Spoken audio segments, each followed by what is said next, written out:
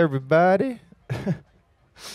Today was supposed to be a double presentation that looks at people on the move, migration, and border violence from different perspectives, from different takes. And unfortunately, our friends from Sea-Watch couldn't make it. Everything that was planned, the person who was supposed to come couldn't find a replacement. Second replacement couldn't be found. Like it couldn't happen. Like the universe was not aligning. However, our other speaker, Mouna Guidiri, is here, and she's going to take us on a little overview through this topic, how when people move to avoid violence, they end up in situations where society is organized in such a way that violences continue. Borders can be carried from the maps into the microcosm of daily life, preventing people access to things, basic things, essential things, or the conditions are such that there are victims of continued violence, continued biases, continued obstacles, continued limitations, simply because of where they came from. So what we've done very well as a society, particularly in the West, is internalized violence into like smaller, more manageable ways of inflicting it. We feel more civilized, but violence is maintained. It's just turned and delivered through bureaucracy and these different beautiful kinds of fucked up racism that is still pervasive. So this will be a little foray into ways in which people get stuck in borders even after they've crossed the physical ones. I'm going to let Mouna tell you a little bit about her work and where she comes from and what she does. Most recently, she's been working on a project in Brussels to look at undocumented laborers and how the system and the people who maintain the system exploit people in this way. And then we can also have a little share and see what other perspectives there are and what other lived stories there are in the room. Let's get into Illegalized. Mouna, let's please welcome her on the stage. And I'm going to give you the chair. Thank you. Thank you, Ivan. Oh. So it's working, yeah? Yeah, it's working. Azuli Filaun. Salam, good morning, or whatever you call the spatio-temporal configuration you are at right now. I am Mouna. And actually, Ivan really surprised me because he really, really wrapped it all very well. I'm going to be talking about all of what he has just said. And yes, I'm going to be talking about some violent schemes of our reality, our worlds, with the objective of actually, I like this word, prefigurating the futures we want and the ways we want to organize our communities, care about our communities. So I hope, yeah, it's going to be destabilizing, but I hope also that it's going to be opening some possibilities and maybe some ideas that can be shared. Thank you for being here. I'm very grateful to be allowed to talk about this in this space, because I have to tell you that I'm used to do it in the framework of work and university, but now I can be free. I can really use my words, no taboo, but I'm still gonna be a little bit academic. So if it's too academic, just do weird noises or something, okay? I don't wanna bore you. And yeah, the idea is to transmit some messages that are dear to my heart, because it talks about injustice and violence that is legitimized in our words, and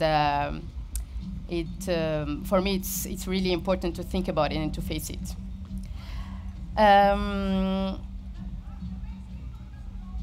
So the first question I'm gonna ask, because yeah, the title is not all on.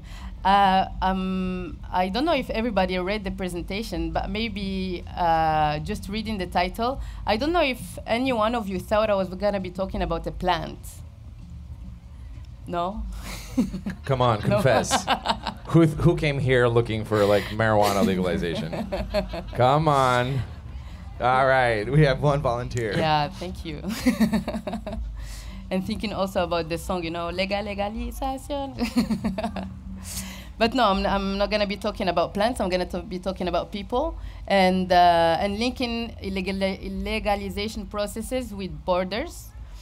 But actually, it's interesting because it's still connected with plants, because you're going to see that I'm going to be proposing some theoretical frameworks just to ground them in the ways the world is organized. And these theoretical frameworks actually talk about how plants and bodies and people are the same thing. So the way plants are illegalized is very, very similar and close to the ways people are illegalized also, and lives are illegalized. So we're going to look at it through this concept or word, which is cheapening, making some people cheaper than others, or some people's labor cheaper than others. We're going to go through all of this, and I'm going to go around and inside, so yeah, let's do it. So before talking about these two very strong sentences that I consider that really like symbolize or give metaphors that are very grounded in reality, I want to ask you, it's not a question, I just want to ask you to think about the last border, what you consider as a border that you crossed. It can also be a mind border or something. It's not automatically a geographical border.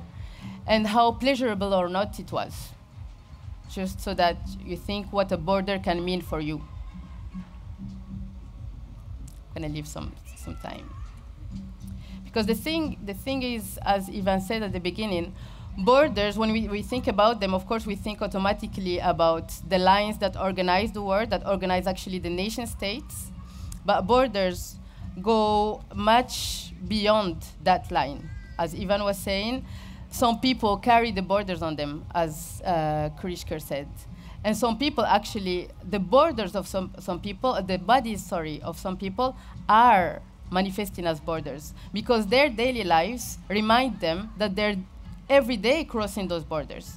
They're reminded that they are part of a certain category of people. Every day, and I like the word even used, in the microcosm of the daily life of people.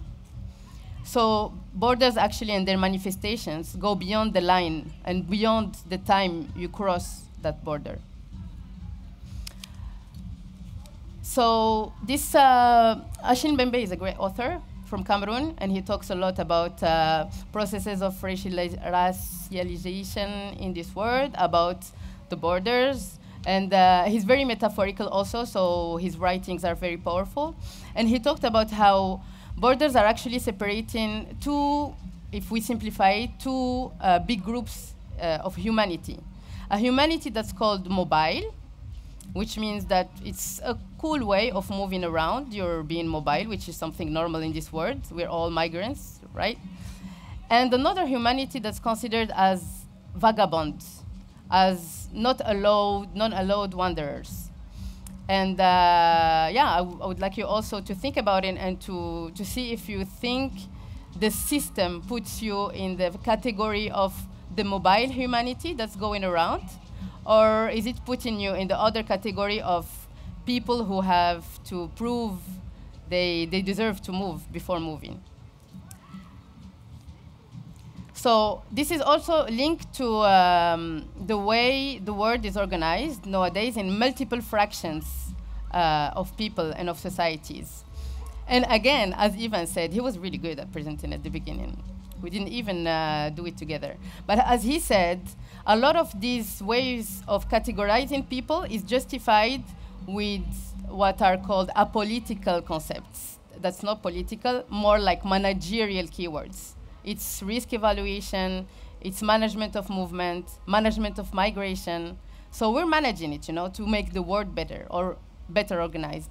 But actually all of this is just like part of what is called democracy throughout managerial frameworks, but that are very violent inside, that are hiding the violence with keywords we are used to.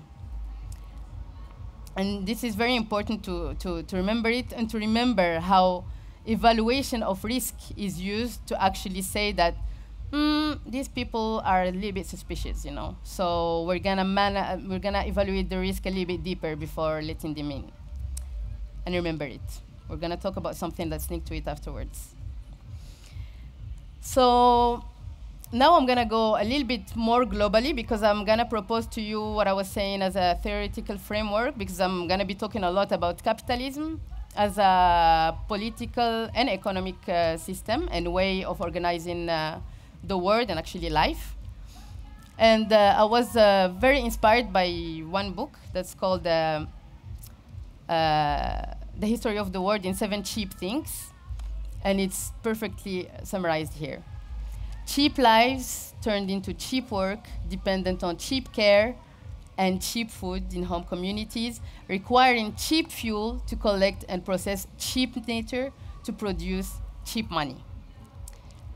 That's, for them, summarizes a lot of processes that happened since the 1400s, since the discovery of the new worlds, and actually since the start or the emergence of capitalism as it is, as an economic system.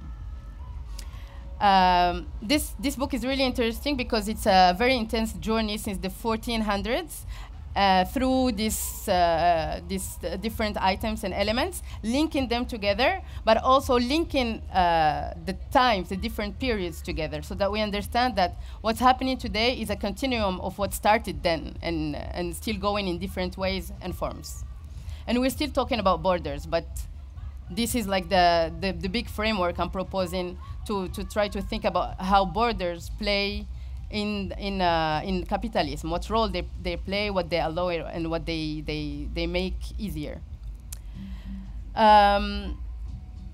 So here, as you see, cheapness is a central element here. Cheapness allows for lower costs. It's very simplified here. It's a very simplified scheme.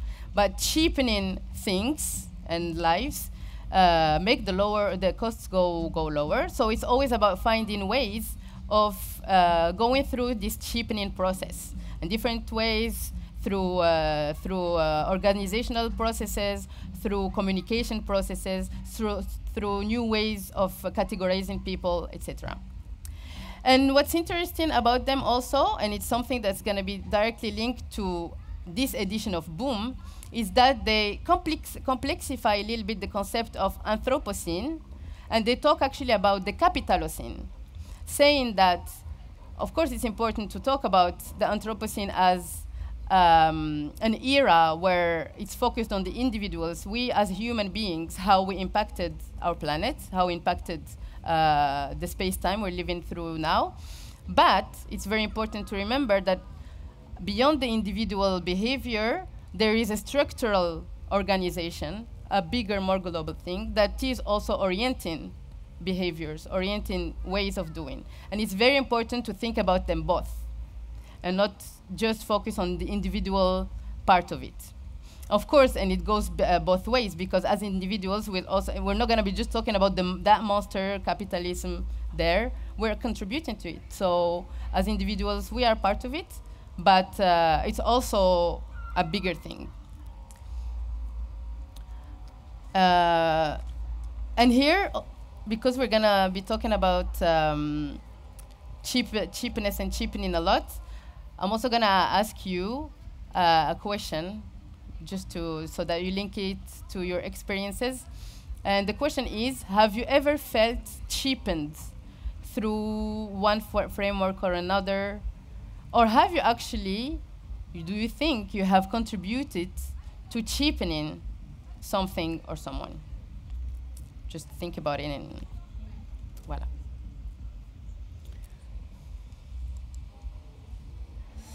And I'm gonna keep on the theoretical framework for now, just to stay in this connection between all of those things. Here, the same authors, Moore and Patel, propose the idea of looking at capitalism as a world ecology, which means that it's a a whole connection between all of the things he talked about and beyond. And they explained it, saying how humans and human arrangements of power and violence, work and equality fit within nature web of life. And that's what I told you about the Capitalocene. This is this era of organizing web of life through capitalism.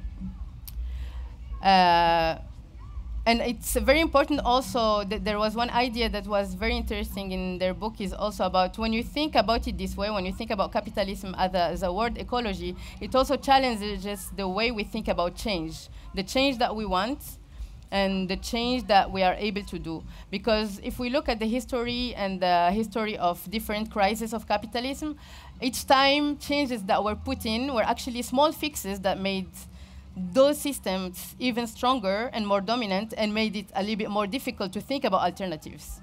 So that's why it's interesting to try to find other, for me it's really important to find new names all the time because it destabilizes your perspective and make you think beyond what the frameworks that are always proposed to you. So that's why they propose it as a word ecology here, to also think about change. Okay, so cheapening, as you understood, I think, is a like again for them and for me also, is a central process for capitalism, and it's like as a management device. This word fixing, because it fixes also capitalism's crisis each time, finding, as I told you before, different processes of cheapening and justifying them differently, fixes this capitalism crisis that keep on coming, and they're gonna keep on coming. And it's not the same thing as low cost, because the strategy of cheapening things is violence, that mobilizes all kinds of work, human and animal, botanical and geological, with as little compensation as possible. And here it's very interesting how so human and animal, botanical and geological are linked, and we're gonna see that there are some separations within this word ecology and within these categorization processes that put some kinds of human within, not the animal, but within nature, because there is this big separation between society and nature, but we're gonna put some categories of human in nature, while other ones are considered as civilized or part of real societies. And making the difference sometimes, usually there can be this error of calling some societies and communities societies and other ones tribes, which is not a pejorative word, but it's just important to question it, because what do you put behind this word when you're talking about a tribe? And when you're talking about primitive and things like that? They're not pejorative for me and automatically, but the power structure behind them has also a big impact. So yeah, this is the separation, like the basic separation that was put in the 1400s, where the discovery of the new world started, between brackets. Nature versus society, because they were exploring nature and going, colonizers were going to civilize people to try to bring them into organized societies as they see them. But also other separations. Through, for example, racialization to stratify people and include certain groups in nature, as I told you. This is also a very important sentence, and it's linked to this concept of commodification of everything. Everything becomes a commodity in a capitalist framework. Everything can be capitalized, everything from items, from jewelry until the life, you know. So the political economy of capitalist system of production conceived the human body as a resource to be exploited. And it's the same as land, actually. That's why, again, there is this link between nature and people. So the land was considered, virgin lands were considered as a resource that's not exploited enough, you know? So it should be managed and invested so we can exploit it and make it better. But actually, it's just one way of thinking and organizing. And it's the same thing with the human body. So some human bodies that are still not working enough, they should work a little bit more so that we exploit a little bit more that energy. Now going back to borders in this big framework, I went a little bit far away, but it was very important for me to really like make the perspective bigger, to go back to our reality today and now and things that we see every day. The borders are linked, and if we put it also in the historical framework, are linked to the nation state, which is a way of organizing communities.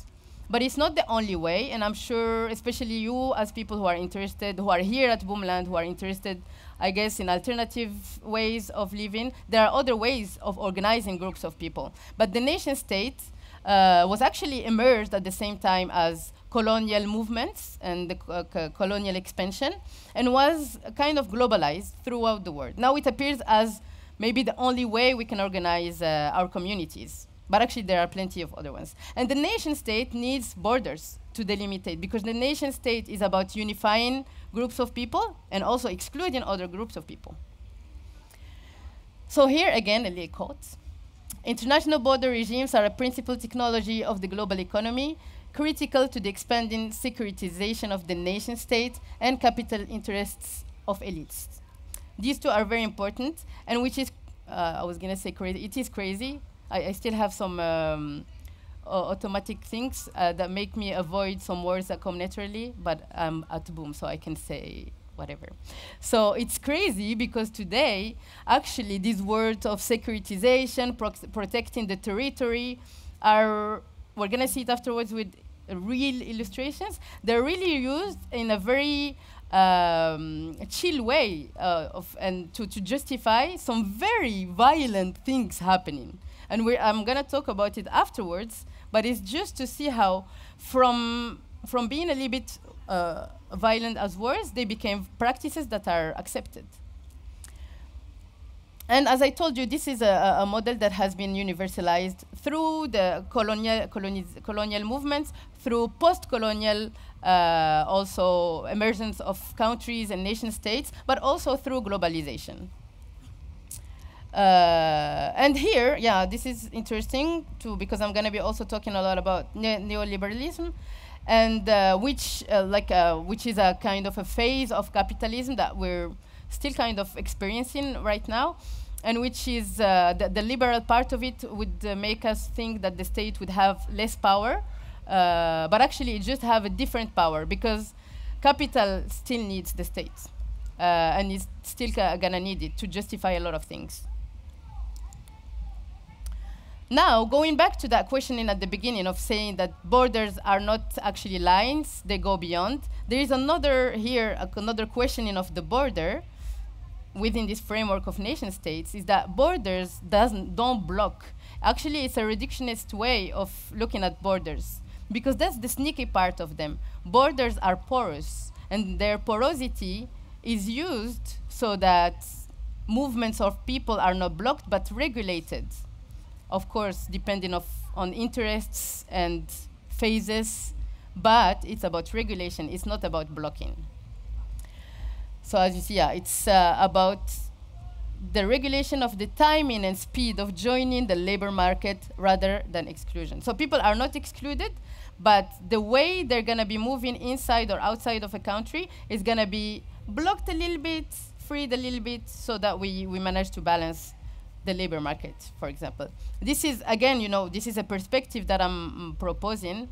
They're also used for other political factors, but this is very central to what I'm going to be saying. And again, putting it in the framework of neoliberalism that relies a lot on labor flexibility, which means more bigger pools of people that can, or people or labor that can be exploited, they actually make this flexibility easier. And they make the creation of exploitable people easier. Not the borders, their porosity. And now to, well, even like the strongest part of my message here, of talking about, which is illegalization of people. And you notice that I'm not going to be talking about undocumented people nor illegal people. It's very important for me to talk about illegalization as a process, because it's a fabrication, it's a creation. People are not born illegal, of course. So illegalization here is a manifestation of the border and of its porosity, because illegalization is letting people in in a very difficult manner. You make it hard for them, but still letting some in. And then actually, you don't let them access everything, all the rights, all the spaces that you have in your space.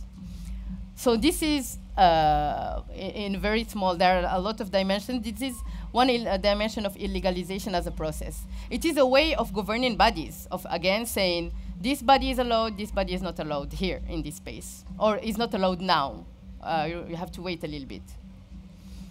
And it's actually, this was also a perspective that was opened by the book, The History of the World in 7 Cheap Things, but also by a Belgian series on Netflix. It's in Dutch, and it talks about, I don't remember which period in time, but before the creation of Belgium, obviously. And it showed really how this illegalization of people, considering some people as excluded from our space, already existed when urbanization processes started. So when people were brought from peasantry, from agricultural work to the cities, a lot of them were brought for their labor. So they weren't allowed all the time to be part of the heart of the city, of the nation city then. So actually, it already existed before this exploration of the new words and before the new words were brought into the old world. Just to talk again about, because it's very important to see how it's all a continuum. And here, there's also one important part here about illegalization that's linked to porosity, is the importance of threat. What makes people exploitable, and what, because they fear stuff, is the continuous threat. And this is what it means when you say that they're always crossing borders in their daily life, because illegalized people are always threatened by deportation, by, or even people who got legalized or regularized, they can fall back into illegality. So you have this threat always. And this makes them disposable also. So you can play with it very easily because they're exploitable, because they fear it, they're more exploitable, they will accept more lower conditions, and you can play with the puzzle pieces much more easily. And here, reminding workfare as the neoliberal version of welfare, which is something central here in Europe and is changing a lot, is that normally the welfare was something that was proposed as a way also of organizing and creating equity and equality. But now it's more about if you work, you access protection. If you don't work, and especially for illegalized migrants who are not considered a part, except when they are actually working. And we're going to also see some illustrations. Again, back to this argument on risk evaluation. That's why we're going to block some people and let some people in. Also to continuously control people to be sure that they're not dangerous just because they're coming from some part of the world, some specific parts of the world, or racialized. It's kind of an apartheid geopolitics. It's like if there is a big wall between this mobile humanity and the vagabond ones, the non-allowed one. And this summarizes it all. You let someone in and keep them under conditions of institutionally sanctioned subordination. So it's institutionalized, and they can be sanctioned at any moment. So that's, again, the continuous threat. Now I'm going to tell you some stories about, because, yeah, I didn't tell you why it's very important for me to talk about this. Well, first, because of experiences also.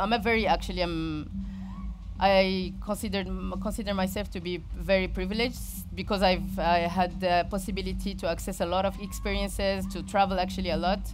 But I also got through experiences crossing the borders where I really felt that was given to me, okay?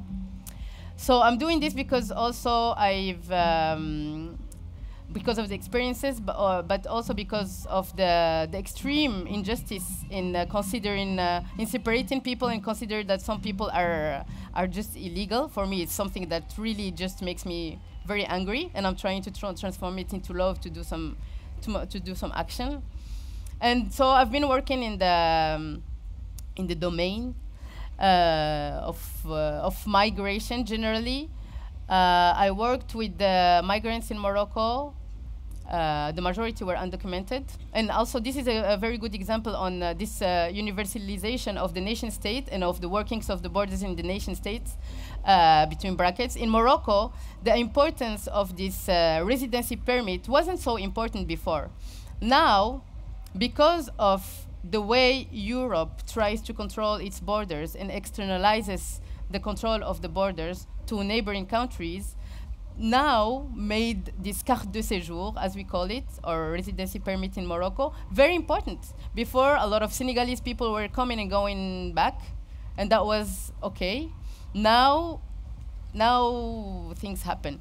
Now you have, if you want to find work, even if Morocco is still, the economy of Morocco is still very, very informal, but you still have much more control. And much more control even based on the color of your skin, to control the residency permit, and actually to kind of deport people who don't have a residency permit. And this is something that didn't exist so much 10 years ago. And now it's taking place more strongly. So this is what I witnessed through my work in economic inclusion, but I was working actually with people who were illegalized, and also trying to find ways for them to find work so that they have money. This is also a very paradoxical thing, because I was also working, with companies who I knew they were gonna be exploiting, but it's a balance between, you cannot tell the person just, no, don't work in that, fuck the system, but it's because it's about survival also. So it's really, really hard to find that balance and still work within the system when it's very violent. And I'm also working on a dissertation right now on processes of illegalization through the stories of people who work as deliverers for apps in Belgium, precisely. So I'm gonna be giving a lot of examples of Belgium and Morocco. So what about this platform capitalism, which is actually something that appears like a new form of capitalism, but it's again just a continuum with new possibilities offered by technology and other things. And how does it cross the path of illegalized migrants? Here, platform capitalism is based on very interesting frameworks, and especially the on-demand or delivery apps that are based on like having the lower costs possible. And if I don't know if you followed, I guess everybody has ordered stuff through apps, especially in Europe. It's because it's a bit different elsewhere. The schemes changed a lot, and even the people who were delivering changed a lot. So before, if I give the example of Belgium, there were a lot of students, because it was good for like Belgian students with citizenship. It was an easy way, you're just biking and you get actually a fair amount of money, and it's a flexible scheme. And but this was changed more and more into a much less interesting scheme for students, for example, or people who are just doing it like as an extra thing. The money that is given now is so low that actually in Belgium 80% of deliverers are illegalized migrants, and that poses the question of would delivery apps still exist in Belgium if there were no illegalized people? Because otherwise they would have to raise the money they give, and that would be much less profitable for them. So that is one example of how illegalized people and the labor they can offer is used in an economic scheme as the one of platform capitalism. When we think about illegalized people, we think also about illegalized carers, and here it's very important because it goes back to this link between cheap care, cheap lives, cheap labor. in a lot of, again, because I'm going to be focusing on Europe and especially on Western Europe because that's the parts I know more, and migrants from North Africa and Africa in general. But you could see these schemes repeating a lot of people who work inside the house, cleaning the houses, taking care actually of all the logistical part of life, usually are migrants, and usually they're actually illegalized migrants. They are invisible because they are in infrastructure, like the deliverers, who are an infrastructure actually of the platform. You don't see them really like humans because they're just part of it as a device. And that's the same way, the same thing as care. Now I'm going to link it also to other cases, and it's not really here. We're not talking about illegalization as I talked about it until now, about the way of putting people into telling the fact that they don't have a residence permit make them illegal. Because I'm going to talk also about Palestinian workers who actually, because this sentence actually really says it all very clearly, because Israel keeps looting our land and natural resources, we end up as cheap labor at Israeli corporations. So this is really, when you think about it, such a violent scheme because people are obliged to go work on the side that actually expanding to take their lands because they're obliged to do it because they don't have the choice. And again, it's because of borders that are blocking them in some parts of their land where they're allowed to be. And again, this is a working of a nation state, and it's a working of an element of global capital. Israel is a big part of it. I'm going to talk also about the strawberry ladies. This is the name of a book that's Les Femmes Fraises, Les Dames de Fraises in French. And so which is also another manifestation or another illustration of how your labor actually gets cheapened. So I guess maybe if people went through Spain or maybe even worked in fields in Spain, or it exists more in Spain than France, and also in Italy, in Portugal also. In which place? Alentejo. Okay, that's interesting. Huh? Spreading everywhere. Yeah, because it's smaller here in Portugal, what I understood. In Spain, it got really big. Yeah, exactly. So many white things from the plane, you know, it's pretty crazy. So here, it's also interesting because for me, I don't know about you, but when you see people coming actually just to work in the field, here there's the example of strawberry, but as you said, there are plenty of other examples. It reminds me of the scheme of the plantation in the colonial framework, and how slaves were brought to work on the plantation. You're just used as a tool to work intensively on the land and actually hurting the land, hurting the people at the same time, so that profit is made very quickly. And this is so spreading in Portugal, Italy, Spain. And here, the very precise example is about how Morocco and Spain together are working to get this Moroccan cheapened labor to Spain so that they can work in specific periods of time and go back.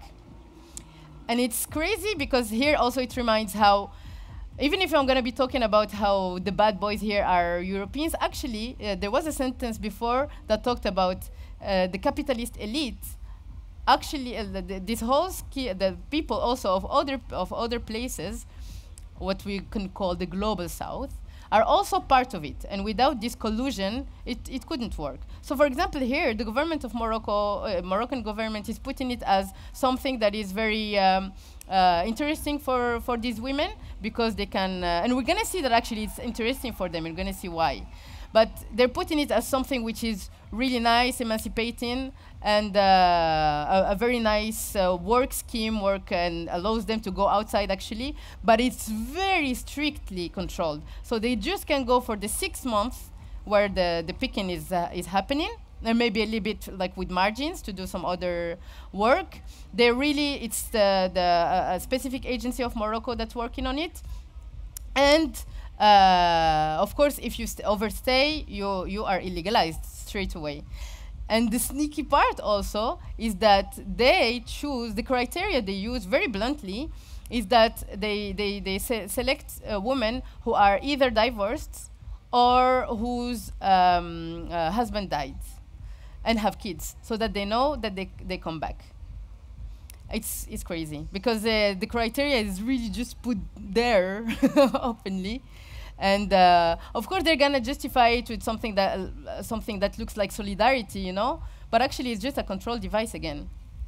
So this is about the strawberry ladies, and again, one other process of cheapening labor. The more you work, and every year actually you go back, and to go back, you have to satisfy your I was gonna say your master. It's almost that, your employer, and so you have to accept.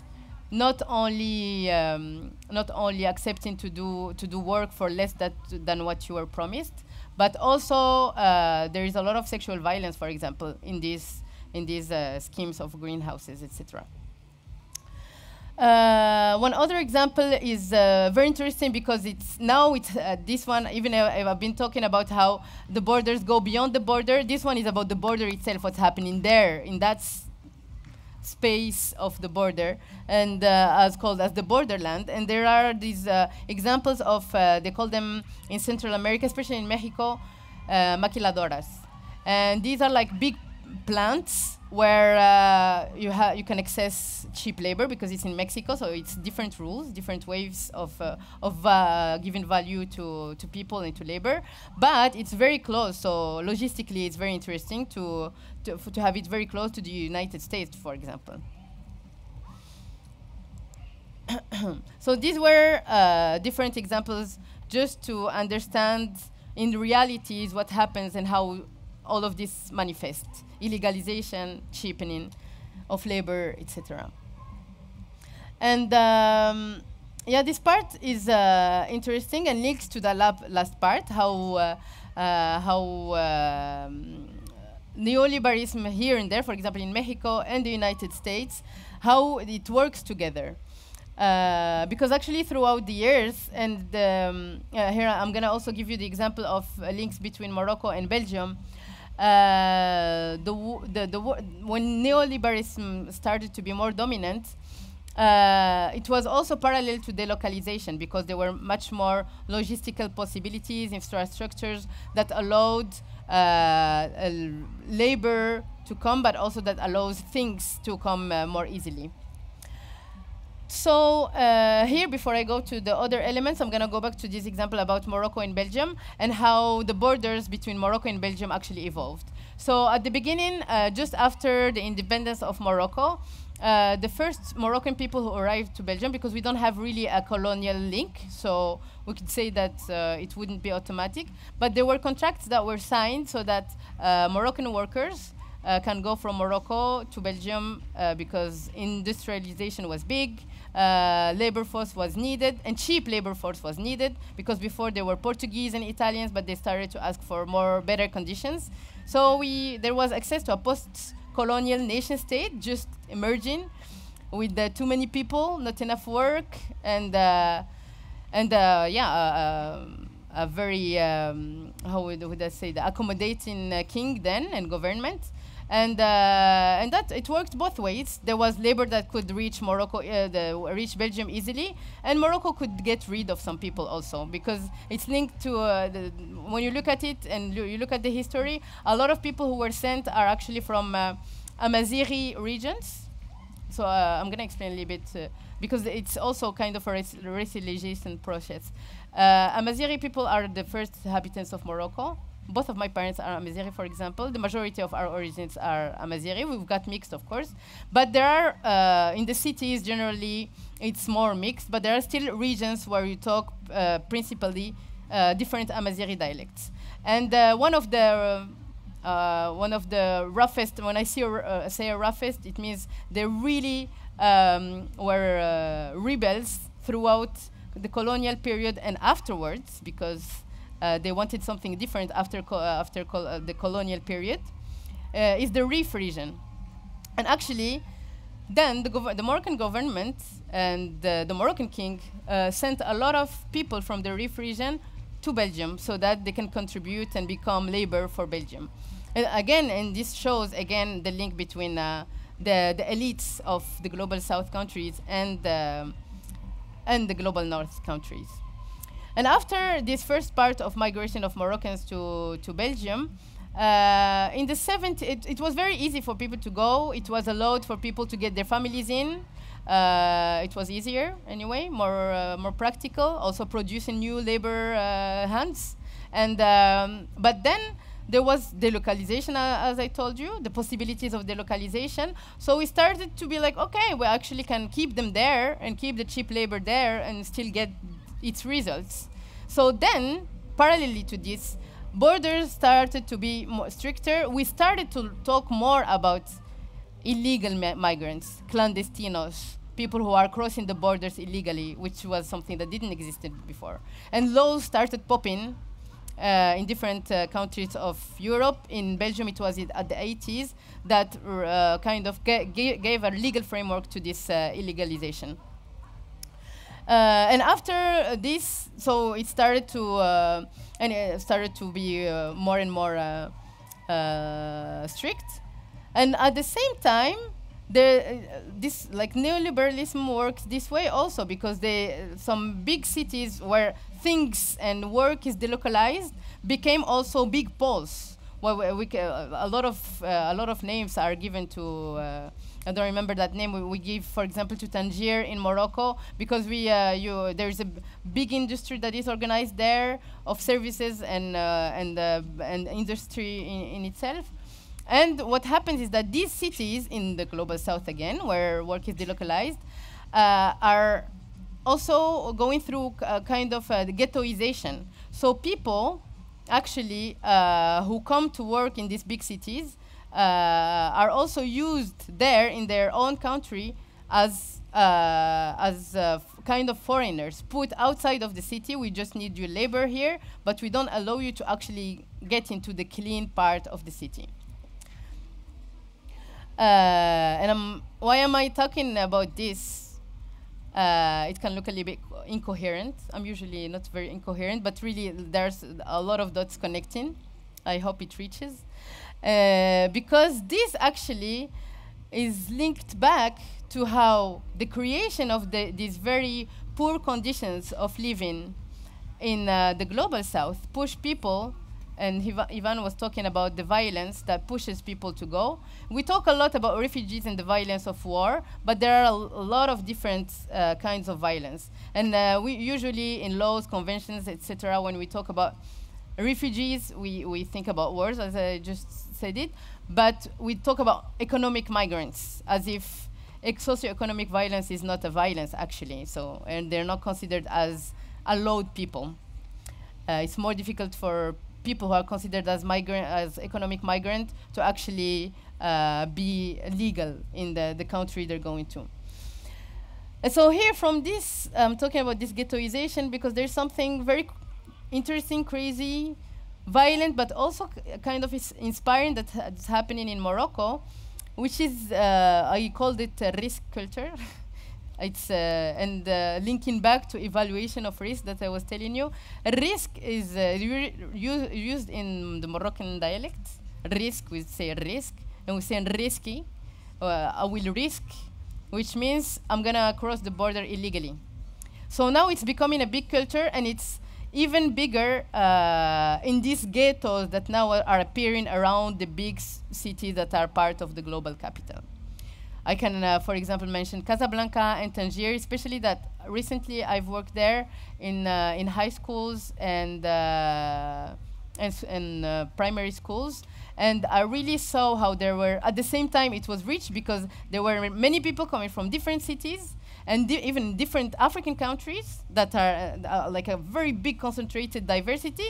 But at the same time, they're all really exploited in that region. They're all really, when I talk about a ghetto, it's really like these buildings that are popping, very ugly buildings, all the same. And talking about the young people and students, a lot of them really just considering going out of Morocco. So you see how delocalizing, creating these conditions of life around big cities in Morocco, pushes people to go as illegal migrant, be illegalized there, and give access to cheapened labor even in Europe.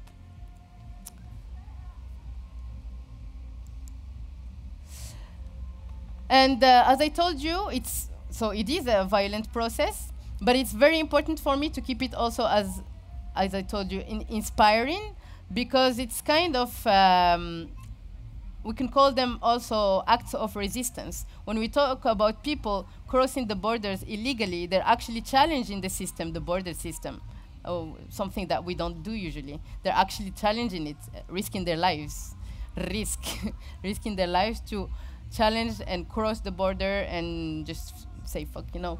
But it's very important to think about it as a resistance without romanticizing it, because it's actually about survival. It's not a choice. They're resisting not because they have the choice and they have the privilege to lean on something if it doesn't work. No, they do it because for them it's a question of survival. And it's also a conception of survival that is given by the capitalist system around. And when I say inspiring also, we can look at movements, for example, in France of sans-papiers, that did a lot actually to bring critics about how labor is organized, and starting from them as sans-papiers laborers, it opened the doors for other people also to manifest and to protest about their conditions. There's this concept also that's interesting when we talk about resistance, and I see it a lot working on my dissertation with deliverers, is the concept of counter mapping. You know, the map is also a device of organizing. It has been used throughout this, how much is it? More than 600 years, especially when nation states appeared. It's also about mapping is the borders, because you see where you're allowed and where you're not. And counter mapping is actually a subversive way of understanding where you're allowed and where you're not, and subversing it so that you can access these parts you're not allowed to. And for example, understanding where the police is, using apps so that you can tell your fellow or friend, like colleagues who are deliverers and are undocumented, that there are police checks here and there. So this is also counter mapping. Navigating through the gray zones, so this is linked to porosity also. So porosity and actually neoliberalism is full of gray zones where the law is not very clear. And we can also consider this navigation through the gray zones as a way of resistance, to understand the gray zones where the things are not defined and to go through them. And here I'm going to bring again this example of undocumented or illegalized deliverers, and how they access, because normally they're not allowed to. So there is this rental, they rent actually accounts from people who access accounts. And this is a gray zone. It is a gray zone because the app doesn't control precisely who is working. For the app, it just wants a buddy that can drive a bike. So navigating through this gray zone, they rent accounts. I don't mean that this is a very positive scheme, because there is exploitation even in this kind of solidarity between people. So they rent accounts so that they can access delivery. In some cases, it's real solidarity, especially in family like contexts or between friends. I've talked to people who are actually not even renting. Their cousin give them their account and they can use it. Other people who are who access it for a little bit of money, and they get a fair amount for them relatively to what they could get elsewhere. But in other schemes also, and that's why I'm telling you not to romanticize it, it's also exploitation. It's because they don't have the choice that they have to navigate this and not just go through classical models. And violence. Actually, I've talked about all of this without talking about the title, which is autonomous migration, because, you know, it's important to talk. I've been talking now about the structural violences that push people and define them in a certain way, but it's important to also keep in mind that people have their agency. They're migrating. This risk culture is also fascinating because you see how especially guys, actually, how they organize, how they find ways, sneaky ways to cross without getting stopped. So it's very important to think about it also as an individual thing, and that people are not just like completely influenced by the system. They're pushed into it because they don't have the choice, but they have also their power. And then the last point is violence, because we're gonna, in many schemes, talk about migrants as violent, as, again, a lot of names, clandestinos, invaders, you name it, the way the media will talk about an attempt to cross a border illegally again. But we're not going to talk about the violence of the state. And here I'm going to give you a very recent example, story that happened in Morocco. In Morocco, from here, in Morocco, there are the only land borders between Africa and Europe, which are Melilla and Ceuta, which are two cities in northern Morocco that are, I don't know how we could call it, occupied by Spain, still since actually the 1400s also. And so there are some times where groups of people try to cross the barbed wire, that's how we call it, yeah? Huge ones, because it's one of the more crucial borders of this world between Europe and Africa, protecting Europe from fortress Europe from dangerous Africans. So from here, there are some attempts that are organized, and the latest one happened. There are less and less happening these last years, because also Morocco has been much more involved in European workings of protecting their borders. But the latest one was pretty shocking. I'm not gonna show images. I'm just gonna talk about the way media has talked about it, because actually people who tried to cross that border came armed with some very basic weapons. I think there was like big sticks or things like that, or rocks. And they were facing a military configuration, They were, because the borders obviously are protected by the Spanish military organization and the Moroccan one.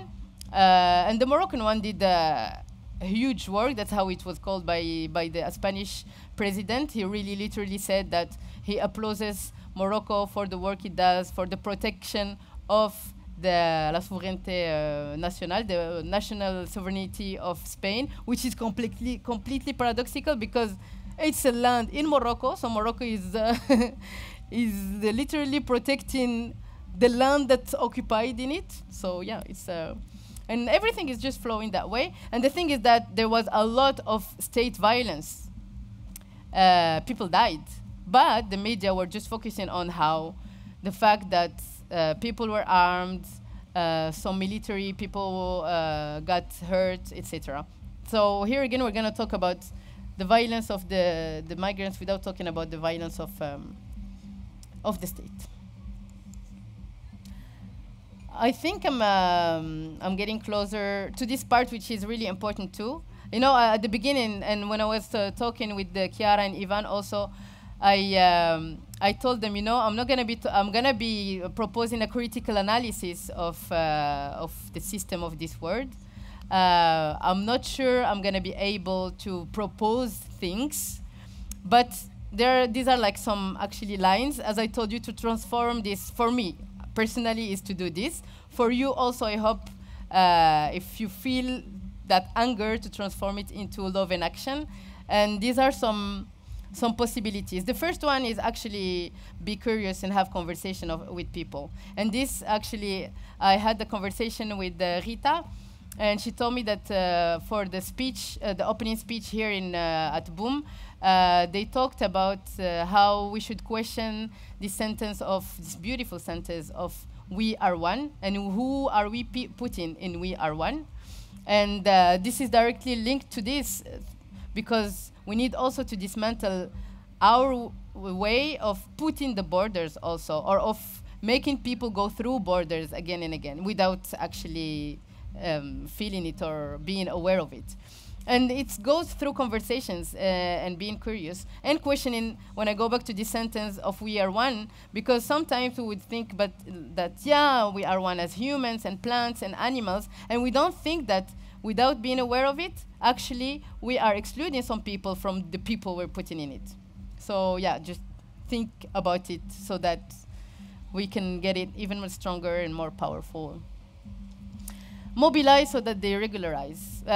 Even if the ultimate goal is actually, at least for me, is to find another way that the nation state, because I think there are so many ways and possibilities to do it. But because we're still in it, and because people are in survival mode, we still have to work within the system.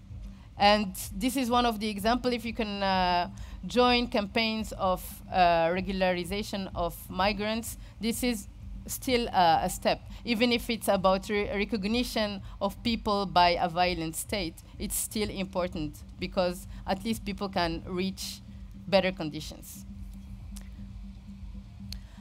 Solidarity between wanderers. I liked the way Achille Mbembe talked about this separation between mobile people and wanderers, because I've always thought about the similarities between backpackers, usually European backpackers. Actually, there are more and more Moroccan backpackers who are going to African countries and South America, which is really cool, I think.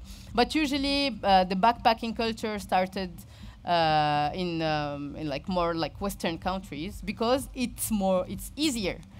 And I'm calling it solidarity between wanderers because also when I was talking with people who were coming to my work before at the NGO I was working at, they were sometimes telling me, no, I just want to go and check it out. But the fact that I can't, make me be obliged to do it in a violent, illegal way that's riskier. So solidarity between wanderers, because we are all wanderers here. I think there are a lot of people who are kind of positive about this backpacking, exploring the world culture. But then we need to be to build this solidarity with people who are not to do so.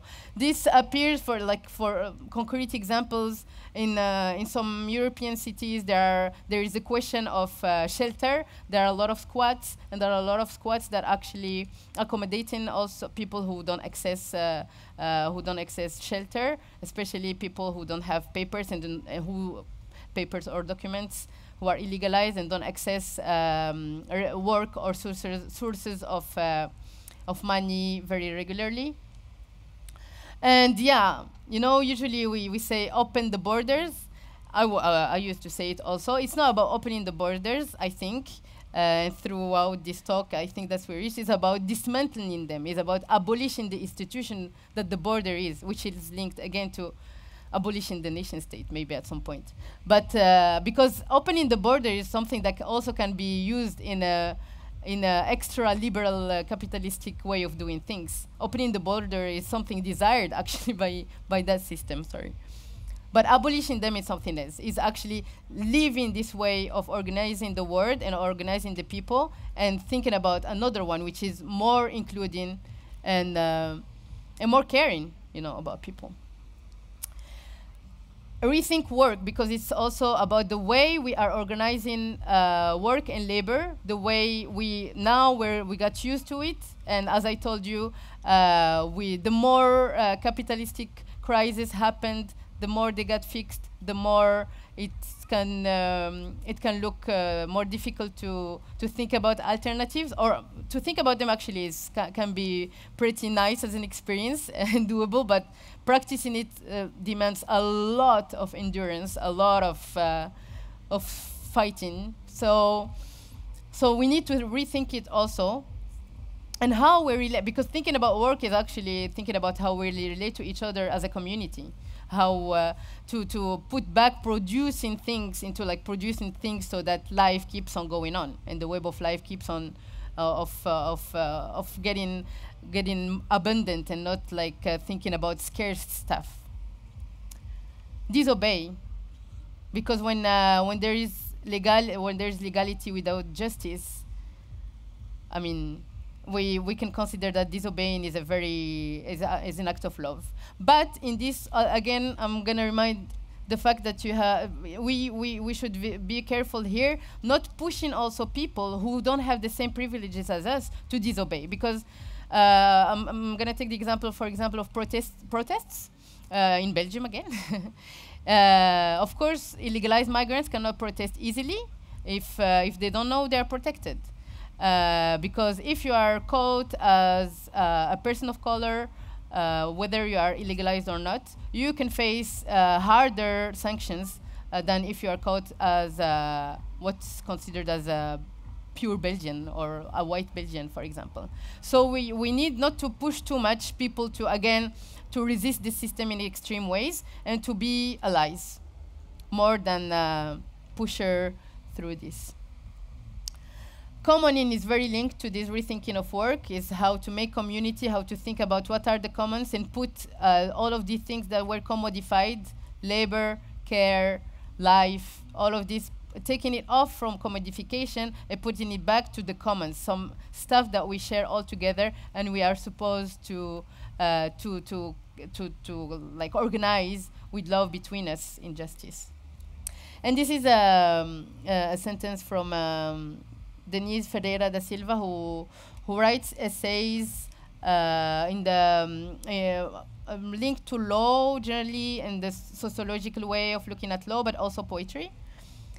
And she says that we need to expand our political imagination. And this is also about it. It's also, and I'm really happy again that I'm grateful to be talking about all of this here, even if it was very material, not very material linked to realities, but also because I think that we reach a point now at the festival where portals are opening and things are getting connected a lot, and maybe imagination is also pushed a little bit, and also to link it to this, because I think that's the beautiful thing about Boom, is also to get out from here with some ideas and more energy to be able to put them into practice, and more energy to go beyond the framework that are put on us all the time. So I hope this will keep on after Boom, and that we can imagine other ways of doing that that are based on more on love and rage. Keep the rage, though. Thank you. Thank you. Hello, and thank Hey. you very much. Thank I'm really you. enjoying. And I, in like 10 years ago, I was working in London in a restaurant where there were a lot of illegal people working there. The bosses, they knew it. And so they were taking this as an advantage for not even paying them. Allah. In the end of the week or or 2 weeks, I don't remember how we were paid. And other things that they made, they called the service, you know, I don't remember, the police, the checks for, yeah, they call them to go there so they wouldn't be fined. You understand? And at the time that the schedule, the shifts were changing, so they would catch people that were leaving and people that were arriving in that time, you know, and it was like terrible. They took all these people. I was fine because I'm Portuguese. I was in London, and the Italians were fine. Few of us were okay, but mainly the kitchen stuff, the waiting stuff, people that were, you know, washing dishes and this. They were all taking like that, you know, go to prison, and that's it. It was, I couldn't believe it. After that, I just quit, because the bosses, they did it, the people that owned it, so they wouldn't spend any money if they were showing up by surprise. Otherwise, they would be fined. And I never saw such a thing. I mean, such an injustice. People that were working there for, you know, 14 hours per day, and they were not receiving even. If they thought that it's a good idea to pay them this week, it would be fine. Sometimes half, sometimes a quarter. You know, and they couldn't do anything. They were just like unprotected. And that just broke my heart, and you know, and now I think I should have done something for them, which I didn't. I just quit, and I never went there again, of course. And well, it was a very sad situation, and I just wanted to share it. Thank you. But it's also, you know, quitting is also an act of not agreeing on that. Thank you. Hello. Do you think Boom Festival would be possible as it is now without tickets and gates? This is the first question. And the say it again, please. Do you think Boom Festival would be possible as it is right now without tickets and gates? Okay. And the second question is, do you think Ukrainians should abolish their border and stop defending? Maybe the first question I can handle it. You know, I'm not sure you're asking the right person about Boom Festival policies. That might be a little misplaced. Thank you, Ivan. But you could tackle the second one if you like. Actually, it reminds me a conversation with actually a dear friend who's also sharing a lot of my perspective. But when I told her that, you know, in my political imagination, I'm really imagining a world without nation states, she was like, but can you imagine another way of organizing such big groups of people without the nation states? So maybe it is about making smaller groups of people. I don't know here about Boom. Of course, it's awesome to have plenty of people around. It's complicated to organize people, such a big amount of people with through other manners of doing things. And I think there are other things beyond that I don't know, obviously, you know. But I guess you were also like asking this question to question my questioning of the nation states and as the old model. Exactly. And actually I was considering using, after I told you what was the last border you crossed, I was considering sharing my experience as it being Boom. But then I was like, okay, maybe let it until but the end. you can come in without a ticket. You come and volunteer. Yes. Yep. And it goes back to how commoning and contribution, like how it can organize alternatively access to things. And wallahi, Ukrainian question. It's again, you know, all of this is about prefigurating, trying to think about other possibilities, but now the realities of things are put in a context that already put, and people, again, like, people are surviving, people are going through it now.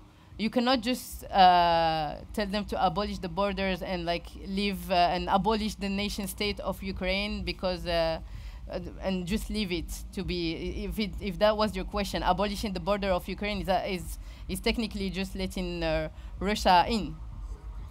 But of course, I'm not going to tell you yes, because it's in a context that is already set up, and it's not a 1-1 equal game here. You know, it's just them abolishing the border and the rest no. It's something that should happen. That's why it looks like it is very complicated to think about, because it should happen in a connected manner everywhere, so that there is justice. But no, in that context, no, I cannot say. I mean, I would just add that there are also examples already within festival culture, like Fusion Festival, that didn't have a fence for a number of years, and then shit hit the fan. And too many people just disregarded guidelines. Everybody rushed in, and it was a mess. And then, because that wasn't prevented on time, the next year there was a bit of a fear response and fences went up. So if we fail to manage a situation in advance, then we have a fearful response and don't want to repeat the mess. And so we increase security so far that then it moves away from perhaps what the initial vision was. I think size is an important thing when it comes to festivals of the future. Regionality, localization. I mean, there are obviously other relevant critiques of how much fuel we burn to reach the places for collective, engaging in collective experiences. So this is also a journey that we have to get to. It's also not going to change overnight, but that's why I think we need these critical questions. And yeah, you can definitely find a way of exchanging some time or some skill with ticket and entry, there are still spaces for collaboration and different kind of exchange of time and resources, which I can also be a migrant and work somewhere and get somewhere legally. yeah. Similar. It's there are, of course, again, when you go into volunteer work, there are, of course, again, arguments of exploitation. The thing is, at a festival that doesn't have any corporate sponsorship and relies on ticketing, that is also a political decision. So I don't know of anybody who's getting wealthy from the festival. Nor do I know anybody getting wealthy from any independent transformational culture festival. So in that case, it's a bit of a just realistic compromise of what can be achieved. Yeah, anyway, passing on.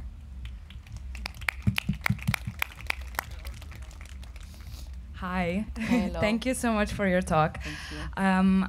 I will share and maybe want to just hear your point of view maybe about the situation that I'm witnessing. I live in Bali Island, Indonesia for the last 3 years. I'm legally there. I have my residency, but there is a really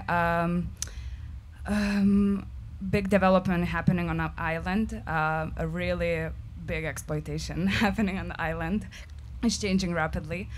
And there's this phenomena happening now that there are so many people who want to live in this island. And there's so many foreigners who move there to quit their 9 to 5 and this ongoing, concept of fuck the system and stuff like that. I'm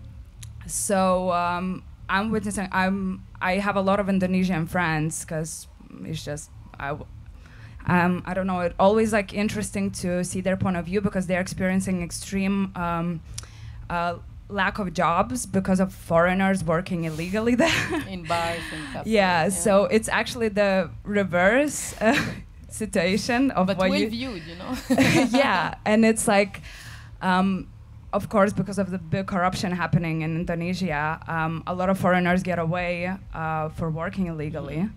And they don't get the path of, legalizing themselves because of, it's a huge problem with visas and stuff like that. But to get to the point, like, what's your point of view about this kind of situation where actually, and local people, experiencing, completely like reverse, concept of us invading their land and just because it's a paradise island, and we have money and we are privileged. Exactly. Yeah. Thank you so much. It wasn't bad enough that we went and fucked up the jungle with the palm oil. We had to also go take local jobs. Well, yay for white people. We're doing great. Yeah. Exactly. And actually, the first thing that came in mind is that Bali is a great example of what it's a kind of a commodification process also, because Bali became a kind of a commodity that's consumed. Bali is a paradise that became so easy, and because people are just influenced by consumption, it's a consumption pattern, You're going to consume relaxation, chill time, a way of saying fuck the system, but in a very chill time, with security nets, because usually, as you said, with privilege, because if shit happens, usually, I'm not going to generalize, of course, stories are complex and different, but I could say that generally you can go back to your country and at least you have, if you're European, and you have social protection in the worst situation. Maybe I'm being too, and don't hesitate to explain better if it's not true. So this is the first thing that happens, and actually it also reminded me a talk I heard at the Secret Fire of a lady who was talking about also how we're consuming plants. So because people are going to the same spots, really, like in a consuming manner. And she was talking about how sage and Palo Santo are being consumed. She said that there are 30,000 medicinal plants, and Palo Santo, sage, and I don't remember what was the third one, is the thing that's going around all the time.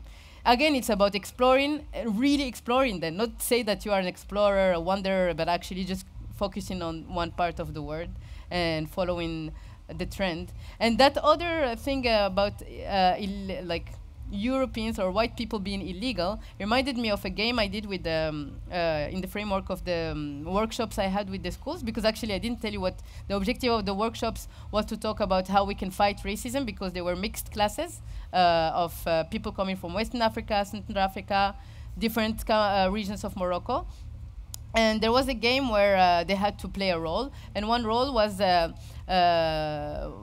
two roles were, first an American person, white American person that lives in Morocco and that overstayed the visa, because of course a lot of people from the Western world can come without a visa to Morocco. I think not anymore, you have to pay something, but it's easy. But you can, of course, you overstay. It's a possible situation.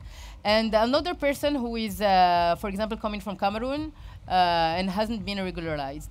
And when you think about an illegal person or undocumented person, you don't think about the American one, because I was asking a question afterwards, because that's why I told you it's better viewed when they're not even question or think about the possibility of them being illegal or think of controlling their papers, you know.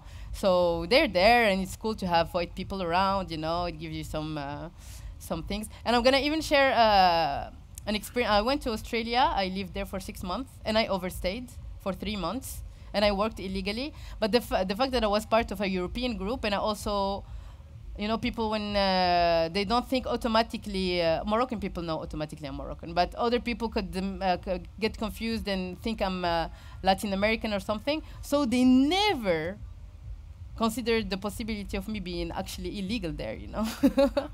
So that's the thing. It's about also the category of people, and how certain people of color also, even like in the huge group of mixed people of color, there are people of color who are considered that as more suspicious than other. So yeah, that's what I could say about it. And thank you. It's it's very interesting to talk about Bali's situation. Yeah. Thank you for the talk. Super interesting. I want to hear your thoughts on, you'll have friends or people or political parties that you support that are pro-immigration, and I want to know how you approach that. So do you think that's pro-immigration is coming from a place of benevolence, a place of warmth, and is actually taking us closer to the borderless world that you would like to imagine? Or do you think if I have a net migration target of 300,000 or 600,000 or 3 million, it doesn't really matter because these are arbitrary numbers, and by being pro-immigration, I'm actually having these porous borders that are actually still borders because borders don't need to. So just curious, do you actively support pro-immigration type movements or friends, or do you actually say fuck all of that and we need to rethink how it all works? I would love to do the second option, but for now I'm still, I really, when you put pro-migration like that, it reminded me also of the way a lot of media is talking about it, how pro-immigration is put. And it's very important to think about it also when people are saying, yeah, welcome, all the migrants are welcome.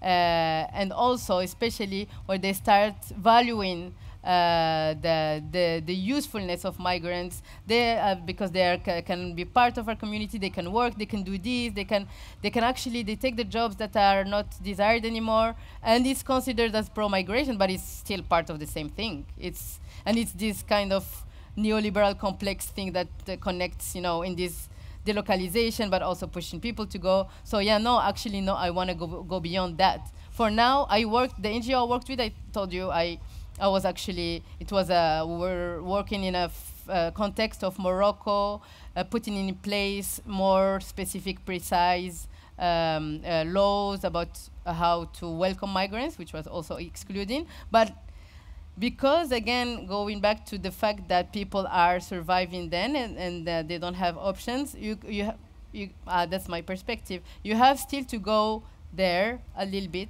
but never give up on thinking and collectively building that other stuff in other groups that are much more fiercer, no?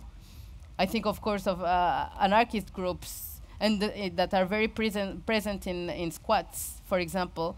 Of course, they stay small, but it's very important to keep this balance of doing stuff and parallelly also, keep on thinking and imagining and take action whenever possible. But thank you, yeah. It's very important. I'm sorry, folks, but we're really running low on time. Oh, wow. Yeah. Really? No? Okay. Yeah, we are, and we got to take a bit of a break. Yeah. However, you will still hang out a little bit here, and people can Okay. do like the smaller group kind of situation. Is that okay? We can do some small. Yeah. Okay. Great. I'm also reminded.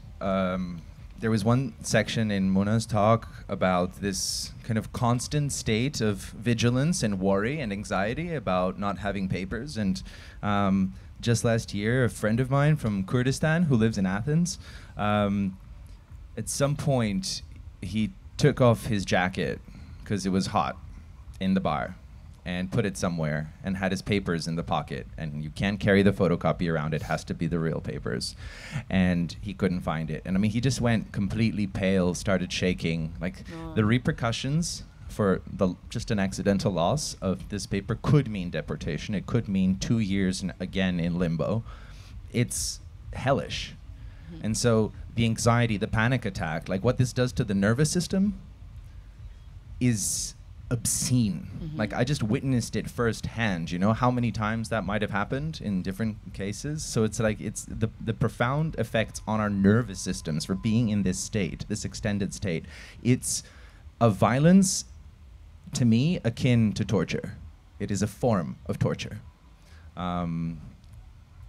So I think the more deeply we understand the pain and harm that's being caused, the more likely we are to be fueled to really not let that happen. And to be reminded because you know it gets normalized. Like I told you, the fact that we talk about protecting national sovereignty with violence is violence towards not states but towards people. It's getting normalized. And we forget, you know, we have our daily life, so we just go on and that's all. But we should remember that. That's why I used the word violence and violence so many times, because we should remember that even like these blunt managerial talks, very, you know, very formal and well set, they're very violent actually. Even, yeah, they kill silently. There was a pretty cool project in terms of what could be done that I had worked on this year. There's this group in Spain called Territorio Doméstico that is like a group for domestic workers, like a little labor rights union kind of thing. And they started producing podcasts that domestic workers can listen to while working that are kind of fun, engaging, telenovela style, but actually give them information about their rights, how they can sue employers who are not paying them, or how they can actually demand their rights. And so kind of piggybacking some relevant information to get to the people that it needs to get to, and just being smart about it, where to convey those messages. So people can get creative. And there's been a lot of creative thinkers in this space so far. So yeah. Let's thank Mouna, and we'll have a little bit of time here on the side. Thank you so much. Thank you for giving me the space, and don't forget.